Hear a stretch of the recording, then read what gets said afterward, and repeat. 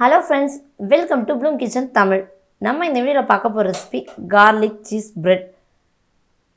வீட்லேயே டேஸ்டியாக ஹெல்த்தியாக இந்த ரெசிபியை பண்ணிடலாம். நம்ம எப்பயும் கடைகளில் தான் வாங்கி சாப்பிடுவோம். நம்ம குழந்தைக்கு நம்ம வீட்டிலே ப்ரிப்பேர் பண்ணி இதை கொடுக்கலாம்.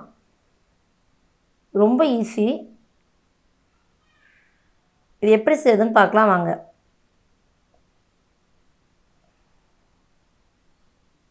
இங்கே பாருங்கள் எவ்வளோ சீஸியாக இருக்குது அப்படின்னு.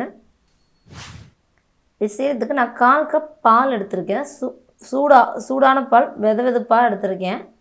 1 ஸ்பூன் ஈஸ்ட்டு, 1 ஸ்பூன் சர்க்கரை. ஏன்னா ஈஸ்ட் அப்போ தான் ஆக்டிவேட் ஆகும். நல்லா கலந்து விட்டுறணும்.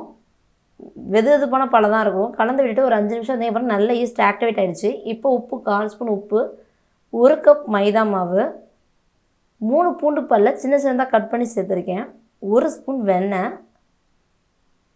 எல்லாத்தையும் நல்லா மிக்ஸ் பண்ணிக்கணும்.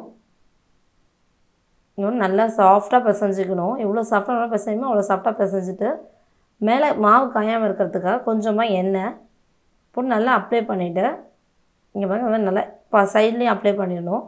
2 ஹவர்ஸ் அப்படியே ரெஸ்ட்டில் விட்டுறணும். இங்கே பாருங்கள் 2 மணி நேரத்துக்கு அப்புறம் எப்படி நல்லா மாவு ஃபுல்லாக ஈஸ்டில் ஆக்டிவேட் ஆகி நல்லா வந்திருக்கு பாருங்கள். இது நல்லா கை வச்சு நல்லா சாஃப்டாக பிசைஞ்சிக்கணும். ஏன்னா ஏர் பபிள்ஸ் எல்லாம் ஃப்ரீ ஆகிடும். அதுக்காக இப்போ சப்பாத்தியில் கொஞ்சம் மாவு போட்டு நல்லாவே இன்னும் கொஞ்சம் சாஃப்ட் ஆக்கிட்டு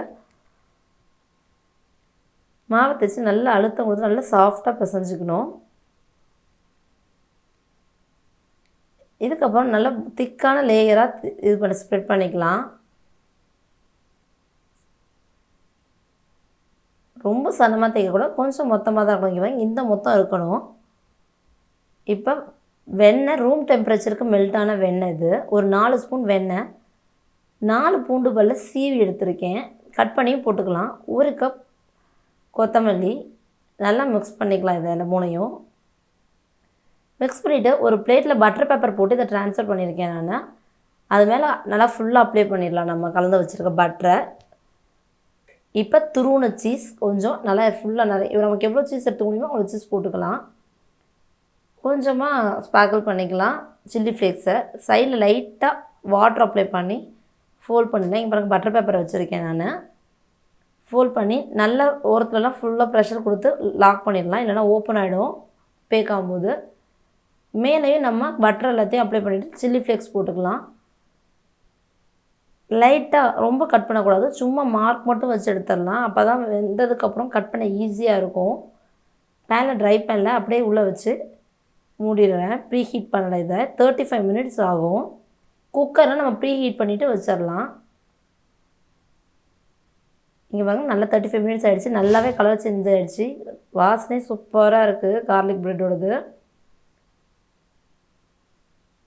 நல்ல ஒரு ப்ரௌன் கலர் வந்துடுச்சு பாருங்கள் நம்ம இதோடது. ப்ரெட்டும் அவ்வளோ சாஃப்டாக இருக்கும்.